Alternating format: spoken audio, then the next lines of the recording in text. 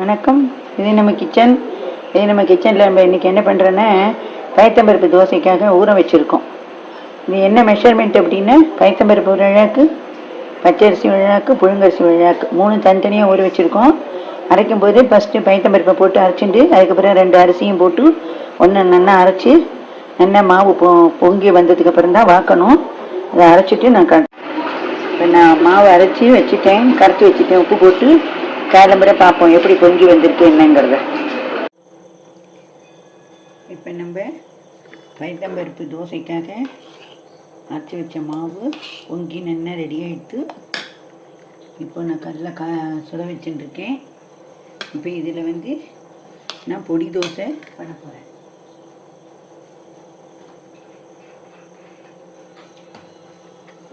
பாருங்க, ஒரு கரண்டி எடுத்துட்டு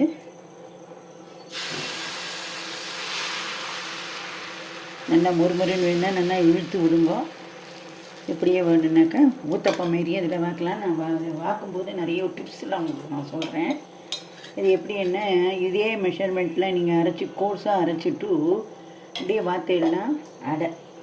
இதுலேயே நீங்கள் நிறைய வெங்காயம் எல்லாம் துருவி போட்டு வெங்காயம் போட்டு அந்தமாரி பண்ணிடணும். இப்போ நான் இது பொடி தோசைக்காக இதை போட்டுருக்கேன். இப்போ எண்ணெய் நல்லெண்ணெய் செக்கில் ஆட்டின நல்லெண்ணெய் விடுறேன். இது நல்லா வேகட்டும். இப்போ இதே நம்ம கோர்ஸாக அரைச்சிட்டு வெங்காயம் போட்டால் அடை. வெங்காயத்தை பச்சையாகவும் படலாம், வதக்கியும் படலாம். கருவேப்பிலை, கொத்தமல்லி, பெருங்காயம், இஞ்சி, பச்சை மிளகாய் இந்தமாரி எல்லாம் நறுக்கி போட்டு வேணுன்னா தேங்காயை துருவி போட்டு தேங்காய் எண்ணெயில் வாருங்கோ, இல்லைன்னா கடலெண்ணெயில் வாருங்கோ அடை. வெஜிடபிள்ஸ் போடுறதா இருந்தால் எல்லா வெஜிடபிள்ஸையும் நல்லா துருவிட்டு இல்லை ஒரு வதக்கிட்டு இல்லை ஒரு ஸ்டீம் குக் பண்ணிவிட்டு மாவில் போட்டு வார்த்தைன்னா வெஜிடபிள் அடை.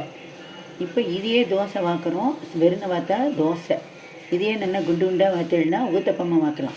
இதேமாரி பொடி தூவிட்டு நீங்கள் என்ன பொடி தூவிடலாம், கருவேப்பிலை பொடி, கொத்தமல்லி பொடி, அதுக்கப்புறம் தனியா பொடி, தேங்காய் பொடி, இட்லி மிளகாய் பொடி, எள்ளு பொடி, இந்தமாரி எந்த பொடி தூவி பார்த்தாலும் அந்த பொடி தோசை.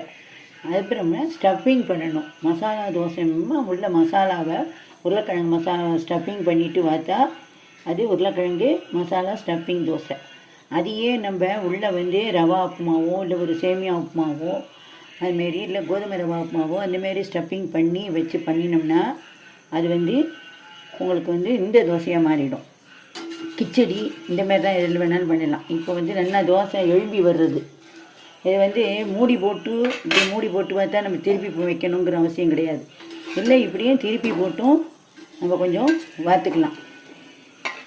இன்னும் கொஞ்சம் ஜலத்தை விட்டு நல்லா கரைச்சிட்டா இன்னும் நல்லா மெல்லிஸாக வரும். இதேமாரி அந்த ஸ்டஃப்பிங் வச்சு பண்ணிட்டேனாக்கா என்னென்ன ஸ்டஃப்பிங் வச்சு பண்ணுற இடம் பெசரட் தோசை, ஆந்திரா பெசரட், விஐபி பெசரட், இந்தமாரி எது வேணாலும் பண்ணிடலாம். நிறைய வேரியேஷன் இருக்குது. நம்ம வேறு ஒன்றுனா பண்ணுவோம். இதெல்லாம் நீங்கள் ஒரு டிப்ஸாக எடுத்துக்கோங்க.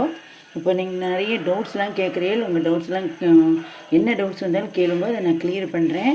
என்னோடய ரெசிபீஸ்லாம் உங்களுக்கு பிடிச்சிருந்ததுன்னா லைக் பண்ணுங்க, ஷேர் பண்ணுங்க, சப்ஸ்கிரைப் பண்ணுங்க, பெல் ஐக்கானையும் கிளிக் பண்ணி ஆளுங்கிற பட்டன் அமைச்சுட்டேன்னா நான் போடுற ரெசிபீஸ்லாம் இல்லை உடனே உங்களுக்கு நோட்டிஃபிகேஷனாக சேரும். உங்கள் டவுட்ஸை கேளுங்க. இப்போ இது வெந்துடுத்து. இப்போ நம்ம இதை எடுத்துடுவோம். இப்போ இதையே நான் என்ன பண்ண போகிறேன்னா இன்னும் கொஞ்சம் ஜலம் விட்டு கரைச்சிக்க போகிறேன்.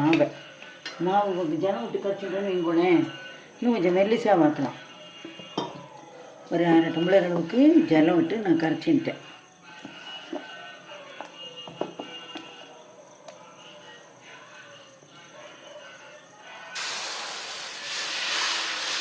இந்தமாரி நல்லா இழுக்க இது வரும். இதே மெஷர்மெண்ட்டில் போட்டு பண்ணி பாருங்க, பண்ணால் வரும்.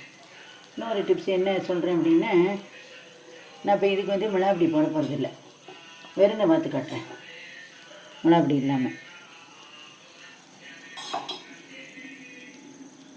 நீங்கள் இதை மாவு பொங்கின கையோடு தூக்கி ஃப்ரிட்ஜில் வச்சுருங்க.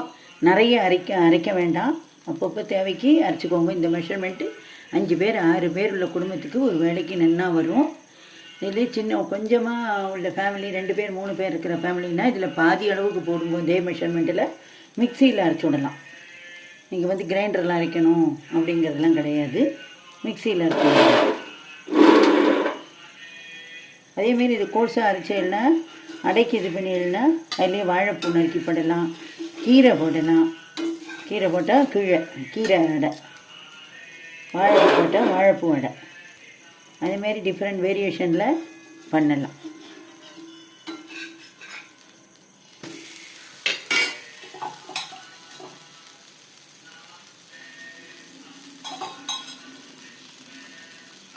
இது வேகட்டும். இப்போ நான் தோசையை வெந்துடுத்து. தோசை நல்லா மறுபடியும் கிறிஸ்பாக வந்திருக்கு. கிறிஸ்பாக வேணும் இந்தமாரி பண்ணுங்க.